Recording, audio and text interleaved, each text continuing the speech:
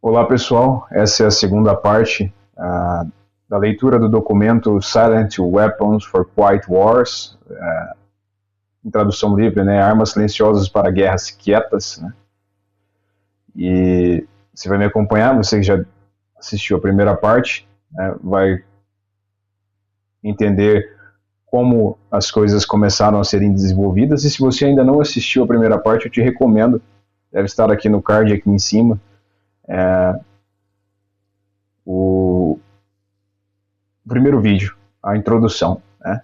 E aí você vai poder entender melhor e talvez tomar alguma medida se você perceber a guerra doméstica que nós estamos enfrentando. Então diz assim: criado na metade da década de 1940, a nova máquina de guerra silenciosa permaneceu, por assim dizer, num prato de ouro brilhante no showroom de ferramentas por volta de 1954. Com a criação do Maser, né, em 1954, a promessa de desbloquear recursos ilimitados de fusão atômica e, através disso, encontrar energia de hidrogênio pesado nas águas dos mares e a consequente poder ilimitado, né, que se tornaria possível alcançar apenas décadas posteriormente, né? Essa combinação foi irresistível. Então o Maser, por assim dizer, eu vou esclarecer, é um dispositivo que ele amplifica micro-ondas por emissão estimulada de radiação. Ele é como se fosse o laser, só que a energia que ele emite é invisível. É basicamente aquilo que nós temos na cozinha ali para esquentar nossos alimentos. E aí o texto continua dizendo, né, o documento continua dizendo: a guerra silenciosa foi quietamente declarada pela elite internacional no encontro que foi realizado em 1954. Apesar disso, os sistemas de armas silenciosas foram praticamente expostos 13 anos antes, e a evolução do novo sistema de armas nunca sofreu nenhum recuo, né, nenhum retrocesso maior. Esse volume é uma referência, né, uma marca para o aniversário de 25 anos do início da Guerra Silenciosa.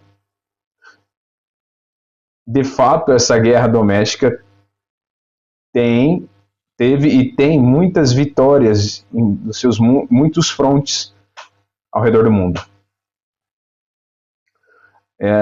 Introdução política. Em 1954, era muito bem reconhecido por aqueles em posições de autoridade que era uma questão de tempo, ou apenas algumas décadas, antes do público geral fosse capaz de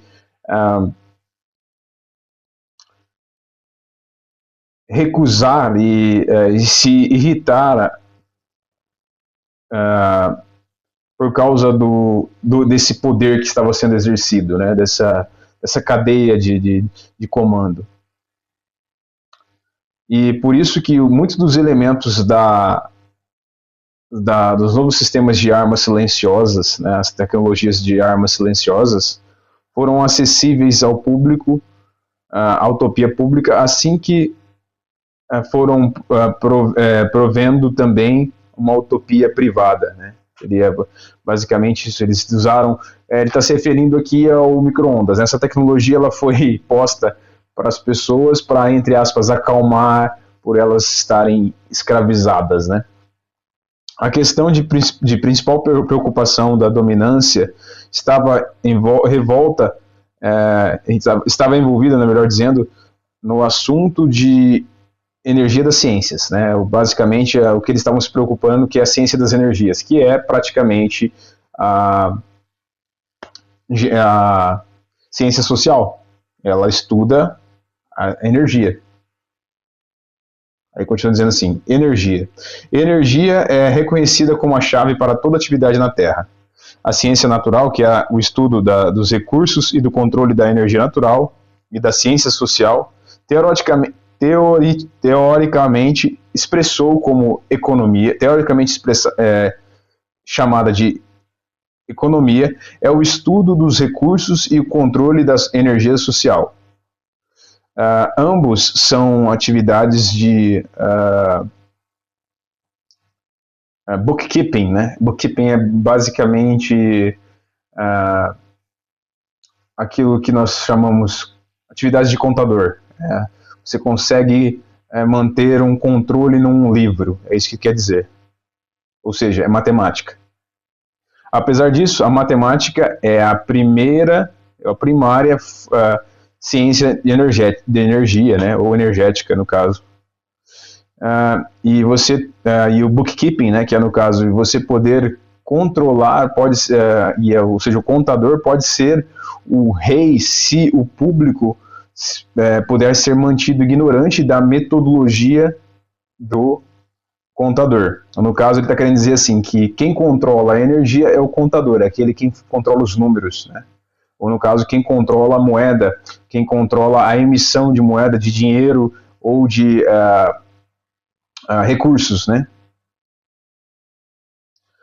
Toda ciência é meramente um meio para um fim, e o meio é o conhecimento, o fim é o controle.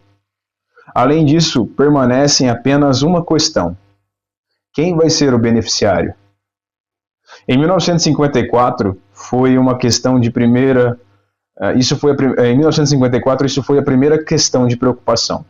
Apesar da então chamada questões morais que foram levantadas em vista da lei da seleção natural, era aceito que uma nação ou pessoas do mundo não iriam usar a sua inteligência, ou pessoas do mundo, uma nação ou pessoas do mundo que não usam a sua inteligência não são melhores, né, não são melhores do que animais, os quais não têm inteligência. Tais pessoas eram bestas selvagens e bifes na mesa por escolha e consentimento. Olha como eles enxergavam aqueles povos que não usavam a sua inteligência, ou aquela nação, né, que era tola. Para eles eram basicamente alimento, né? Bestas feras e bifes na mesa por escolha e própria e consentimento. Isso é para você entender, você que me ouve, com quem nós estamos lidando, né? Quais as crenças dessas pessoas.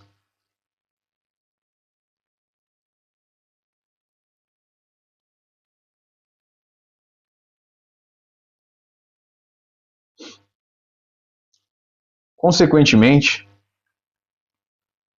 no interesse da futura ordem mundial, paz e tranquilidade, isso foi decidido de forma privada, de pagamento privado, uma guerra silenciosa contra o público americano, com um objetivo final de permanentemente mudar a energia social, a riqueza no caso, dos indisciplinados e irresponsáveis, para levar isso nas mãos dos autodisciplinados, responsáveis e poucos que valem esses recursos.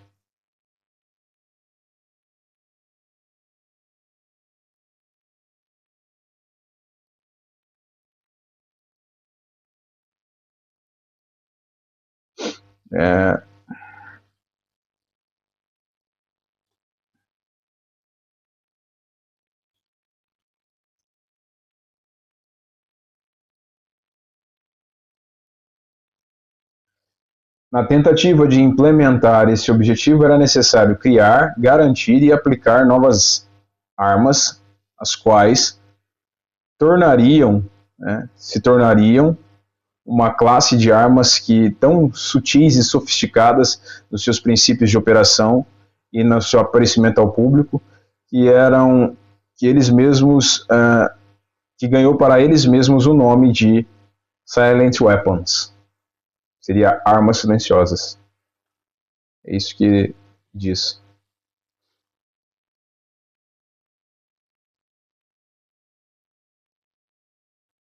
Bom, em conclusão, o objetivo da pesquisa econômica, conduzidas pelos magnatas do capital, os banqueiros, e das indústrias de commodities, de bens e serviços, é o estabelecimento de uma economia no qual é totalmente previsível e manipulada. E manipulável, no caso. Esse era o objetivo. Esse é o objetivo desse estudo, né? A conclusão. O objetivo da pesquisa econômica, conduzida por esses magnatas do capital, os banqueiros e também as indústrias de bens e serviços, era o estabelecimento de uma economia totalmente previsível e manipulável.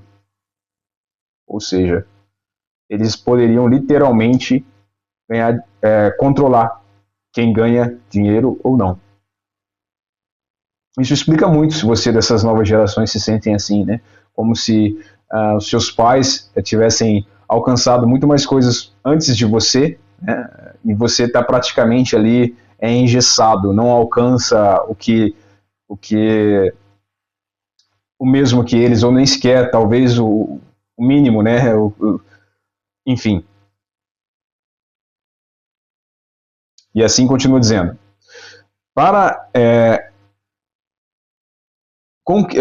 de fato conquistar totalmente uma economia previsível, os elementos de uma sociedade de baixa classe devem ser trazidos debaixo de total controle, isto é, eles devem ser treinados, né, trazidos para casa e ter uma assinatura, ou seja, ter um compromisso de longo termo, né, de deveres sociais, desde as primeiras idades, desde a primeira idade, antes que eles tenham a oportunidade de questionar propriamente o assunto. Ou seja, tem que ser iniciado desde os primeiros anos de vida, né? Ela tem que ser ensinada para a criança como que os elementos de baixa classe têm que ser trazidos ao total controle, né? Por isso que os governos dão pão e circo, né? Como sempre nós ouvimos falar. Por que as pessoas querem sexo fácil, sexo sem consequências, né? Se aqui de fato existe isso, mas pelo menos não consequências imediatas, né? Enfim, eu vou parar por aqui. Se você gostou do conteúdo e quer conhecer um pouco mais do que esse documento trata e como ele é aplicado à nossa vida hoje, uma vez que eu creio que nós estamos vivendo uma sociedade que é fruto dessa engenharia, né? Principalmente quem nasceu aí nos anos 90, né? Final dos anos 80, início dos anos 90, deve se sentir da mesma maneira que eu. Se você gostou do conteúdo, eu peço que você deixe o seu like, né? Comente, se você quiser ver a terceira parte, e até a próxima, se Deus quiser.